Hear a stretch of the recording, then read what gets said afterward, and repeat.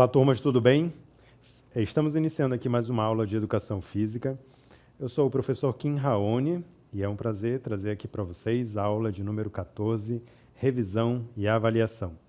Vamos relembrar os principais pontos trabalhados durante essa segunda unidade.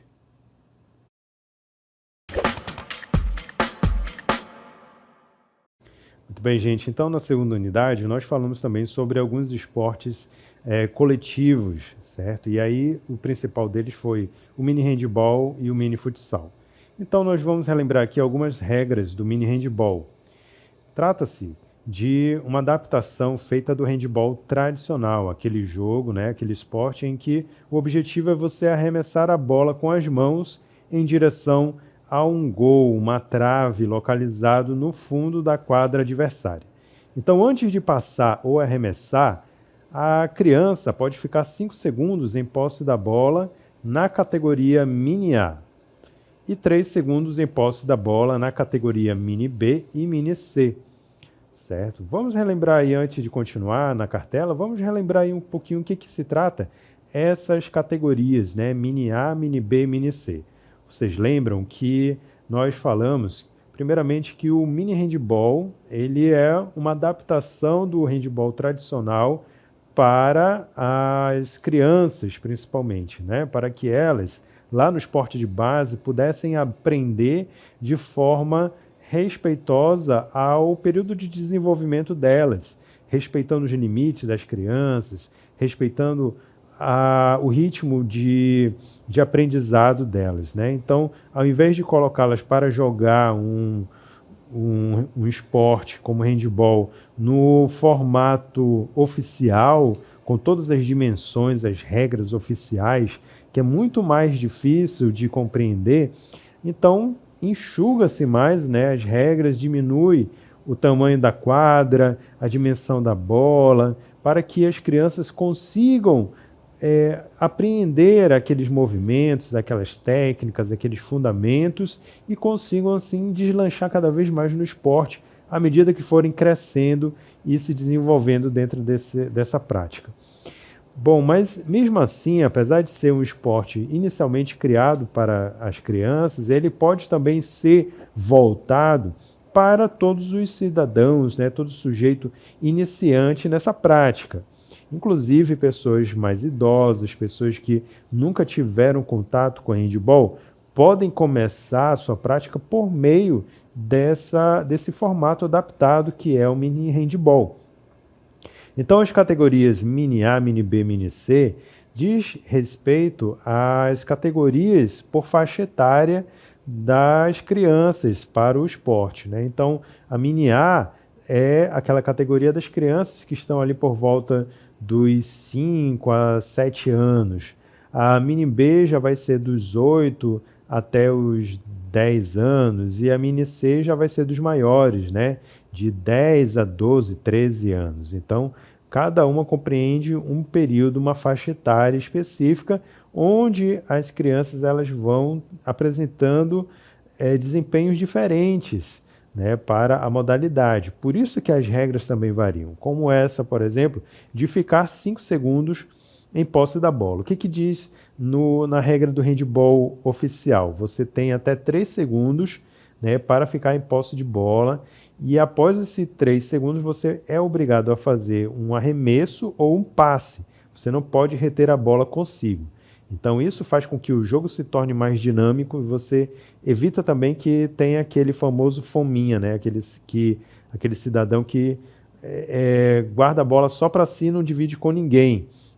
Então isso obriga que o jogo ele tenha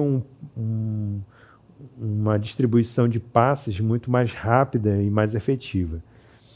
Então, no caso das crianças do Mini A, ou seja, aquelas bem pequenas, de 5 a 7 anos, elas têm até 5 segundos para ficar em posse de bola.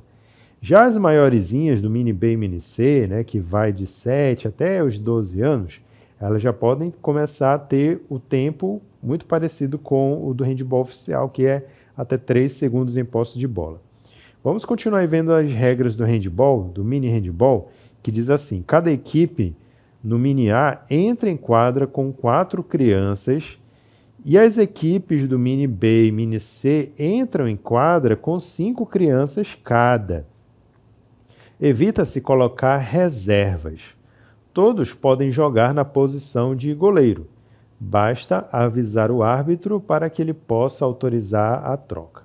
Então, gente, para a categoria dos menorzinhos, o Mini A, o time é formado por 4 jogadores, incluindo o goleiro, certo? Então, são 3 na quadra e 1 no gol. Já as outras categorias já vão ser 5, certo? Ou seja, 4 na quadra e 1 no gol. Sendo que o goleiro ele pode ser revezado com qualquer jogador, não precisa ser um goleiro oficial, pode ser trocado sempre que puder, né? Isso daí facilita com que todos tenham a oportunidade de jogar, todos tenham a oportunidade também de ficar no gol, né? De exercer a função de goleiro. E evita-se ter reservas, que é justamente para que todos possam participar, certo? Então, mas tem um grupo maior de crianças, como é que vai fazer? Forma-se outros times, né? Então, o objetivo é que todos possam estar ali praticando, jogando, tá bom? Então, por motivos formativos, incentiva-se a marcação individual, assim como o ataque não posicionado durante o jogo. Então, para essa faixa etária, ainda não se trabalha muito a questão de táticas de ataque e defesa, né? O que se ensina é a marcação individual, homem a homem, como se diz, né? É aquela de você escolher um colega do time adversário e ficar marcando ele. Pronto. É uma forma de você já trabalhar, introduzir essa questão de bloquear o adversário, né? De impedir o avanço, trabalhar a defesa, certo? Sem entrar muito nos detalhes das táticas, que já exige um pouco mais de raciocínio, né? De uma compreensão mais complexa, né? Que só as crianças um pouco maiores vão começar a entender já lá na frente e já um pouco maiores, né? Então, inicia-se dessa forma, assim, marcação individual, né? Escolhe um colega lá para você marcar e ficar ali próximo, impedindo que ele recupere a bola, e assim vai, né? Então, é uma forma do jogo se tornar mais fácil, mais compreensível. E aqui nós vamos relembrar a quadra do mini handball. Olha só, nós temos um modelo aí, é uma quadra dividida por uma linha central, certo? E é uma linha de 2 metros de comprimento, certo? E o fundo da quadra vai ter cerca de 2 metros, vai ter cerca de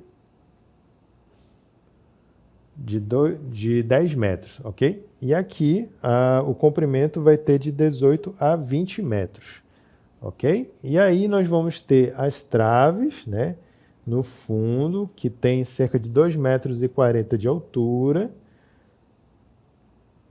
e também uma área do goleiro, né? Essa parte aqui ela é invariável, aqui continua valendo a regra de não poder entrar nessa área, ninguém pode invadir essa área aqui, apenas o goleiro pode ficar dentro da área, né, e poder defender, certo?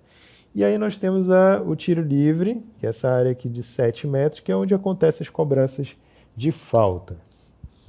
Muito bem, então aí nós vimos o modelo da quadra de handball, né, do mini handball, e agora vamos relembrar algumas regras do mini futsal, que é outro esporte também coletivo e que foi também adaptado com base no esporte tradicional, que foi o futsal. Então, o mini futsal é uma adaptação, né, do futebol tradicional, em que você tem o objetivo de chutar a bola em direção à trave adversária e fazer um gol. Então, quais são essas regras? Vamos relembrar aí. As regras do mini futsal podem variar de acordo com a idade dos jogadores, mas geralmente incluem: cada equipe é composta por 4 jogadores de campo e um goleiro. Não é permitido tocar na bola com as mãos, exceto pelo goleiro. As faltas diretas de tiro livre são acumuladas em cada tempo. Se um time acumular 6 ou mais faltas diretas de tiro livre em um tempo, o time adversário recebe um tiro livre direto. Substituições podem ocorrer a qualquer momento durante o andamento do jogo. O tempo de jogo pode ser dividido em 2 períodos. O intervalo entre os períodos não poderá ser maior que 3 minutos. O tempo de jogo pode ser prorrogado para a execução de um pênalti ou de um tiro livre. Quando um jogador recebe cartão vermelho, ele é expulso do jogo. A distância do pênalti no futsal é de 6 metros em relação à linha do gol. Muito bem, então aí são as regras básicas do mini futsal, certo, gente? Então, é uma adaptação. A gente vê aí que a essência, né, do esporte continua sendo a mesma do esporte tradicional. São pequenas alterações para que ela possa ser incluída no universo infantil. Bom, e depois nós aprendemos sobre os esportes de precisão, que são aqueles em que você procura acertar um alvo utilizando equipamentos específicos e também trabalhando muito o controle dos movimentos, né, a precisão dos movimentos. Então, nós aprendemos 2 esportes, a bocha e o dardo. Vamos começar pela bocha. Quais são as regras básicas da bocha? Então, tem uma quantidade de jogadores que pode ser individual, em dupla ou em equipe. Segundo a dinâmica do jogo, o bolim, que é a bola-alvo, é lançado no início da partida. Os jogadores lançam as bolas alternadamente, tentando aproximá-las do bolim. Ganha quem tiver mais bolas próximas ao alvo. Lembrando que o alvo, né, a bola-alvo, é uma bola, tá? É uma bola geralmente branca e ela se chama bolim. Bom, o equipamento consiste de um conjunto de bolas, geralmente 6 a 8, e o bolim, tá bom? Então, geralmente são 6 bolas de uma cor, 6 bolas de outra cor e uma bola branca que é o bolim. Geralmente essa é a característica dos equipamentos da bocha. E aqui a gente vou mostrar para vocês a cancha. A cancha é essa área aqui onde é praticado a bocha, certo? Mas não precisa necessariamente, como eu falei para vocês, ser tão bem bonito assim, ó, bem construído aqui. Ó, isso daqui foi feito por um arquiteto, né? Vejam que está bem construído aqui, né? Todo ornamentado. A gente vê assim que teve um trabalho aí bem luxuoso, mas não precisa disso. Você tendo aí uma área plana, né, de barro mesmo, de areia, não tem problema. Você tendo assim uma área bem regular, onde a bola ela possa correr normalmente, basta você delimita com cordas, com linhas, ou até mesmo vai riscando o chão, né, de acordo com esse tamanho aqui, e aí você vai ter uma cancha para jogar a bocha, né? E aí o objetivo você vai pegar ali, ó, vai dividir. Se tiver você com mais um, cada um fica com as bolas de uma cor. Então, por exemplo, eu fico ali com as pretas, aí o meu colega vai ficar com as amarelas. Aí a gente tira um sorteio, quem vai ficar com a bola branca, quem ganhou o sorteio joga a bola branca. E aí depois eu começo a jogar uma bola da minha cor. Aí o colega joga a bola dele. Assim a gente vai jogando. E depois a gente vê quem é que terminou com o maior número de bolas próximo do bolim, né? Quem tiver o maior número de bolas mais próximo é o vencedor. E aí vamos relembrar as regras básicas do jogo de dardo. Então, no dardo consiste de um alvo, né? Geralmente é um alvo dividido em seções numeradas de 1 a 20, além do centro chamado bullseye. A pontuação consiste no seguinte: a área externa do círculo compreende a pontuação normal. A área intermediária, que é o anel, tem uma pontuação em dobro, vale 2 vezes a pontuação que está lá. E na área interna, o anel menor, tem uma pontuação que vale o triplo. No centro, vale 50 pontos no bullseye, que é o pontinho bem central, e 25 pontos no anel ao redor. Os dardos são 3 dardos para cada jogador por rodada. Então, eu vou mostrar para vocês aí o alvo, né? O alvo do dardo, o dardo oficial mesmo, né? Aquele dardo de criança que a gente vê só com 3 círculos, não. Esse daqui é o seguinte, ó. Uma fatia dessa, que nem como se fosse uma pizza, ó. Cada fatia tem uma pontuação, tá? Aí se você acerta nessa área aqui, nesse anel aqui, então você vai ter o dobro desses pontos aqui, ó, 20 vezes 2. Se você acerta nessa área aqui, então você vai ter apenas a pontuação simples, que é 20.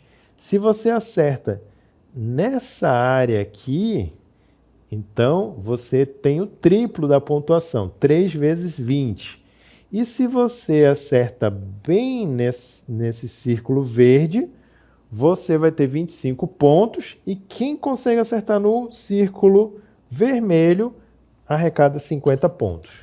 Então, esses são os valores aí do alvo no dardo, né, no jogo do dardo.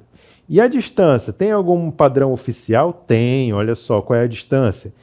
2,37 metros, né, 237 centímetros, ou 2,37 centímetros de distância e 1,73 m de altura. Os dardos, eles são oficiais, tá, gente? Tem que comprar, para jogar esse jogo tem que ser tudo oficial mesmo. Então nós temos aí esses dardos com essas pontas em aço, né, em carbono, aço carbonizado, e ali os flaps dela, né, dessa forma aí. Muito bem, depois nós falamos sobre a higiene corporal, né? Nós falamos sobre a higiene como um todo, que é um conjunto de práticas relacionados ao cuidado do corpo, da saúde, para o nosso bem-estar. Então, a higiene corporal envolve o cuidado com o corpo, como o banho diário, a lavagem adequada das mãos, a escovação dos dentes e a limpeza das unhas. Esses hábitos ajudam a remover sujeiras, suor, células mortas e micro-organismos que podem causar doenças. A pele é a primeira barreira de proteção do corpo e manter sua limpeza é essencial para evitar infecções e irritações, tá bom? Então nós vimos a importância de você manter uma higiene do seu corpo, do ambiente ao redor, da higiene alimentar também. Isso é tudo fundamental para a nossa saúde. Depois nós falamos sobre a importância cultural das danças, onde nós aprendemos aí sobre as danças regionais, né? Então, qual é essa importância cultural das danças regionais?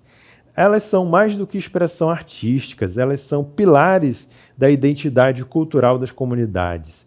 Além disso, ajudam na preservação das tradições e na transmissão de valores históricos ou sociais às próximas gerações.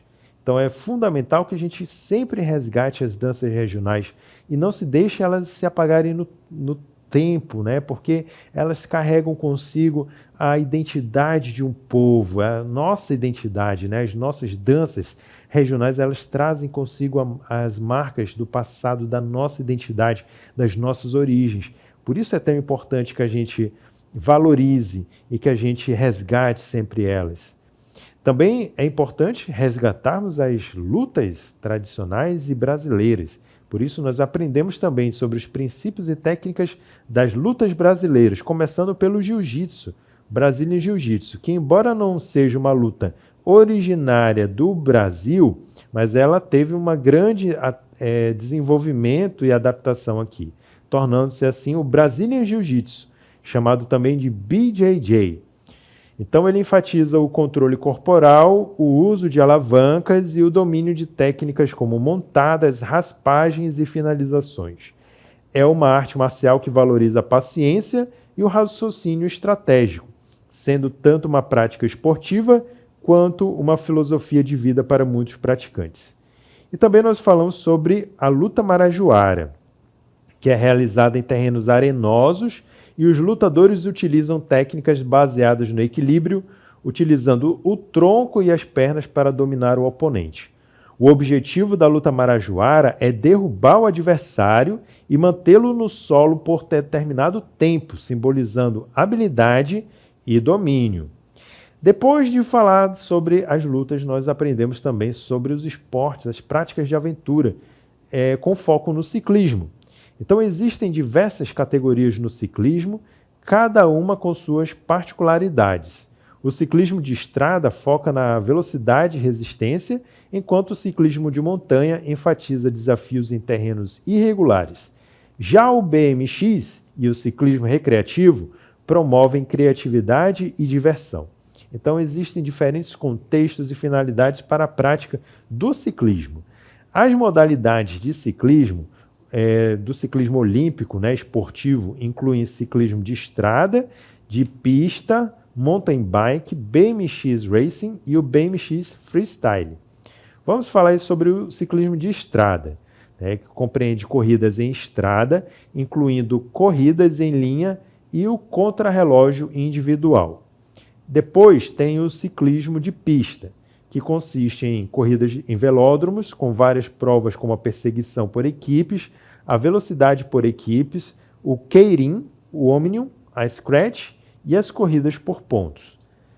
Depois nós temos a corrida do tipo mountain bike, que são corridas em trilhas de serra com obstáculos naturais que testam a resistência e a técnica dos ciclistas. Tem também a BMX Racing, que são corridas em pistas de terra com obstáculos e saltos, com foco na velocidade e na capacidade de passar pelos obstáculos. E por último, nós temos a BMX Freestyle, que são modalidades mais recentes que envolvem manobras radicais e acrobáticas em uma pista específica, com foco na originalidade e na habilidade do ciclista. E então aqui a gente encerra a nossa revisão. Agradeço a atenção de todos e bons estudos.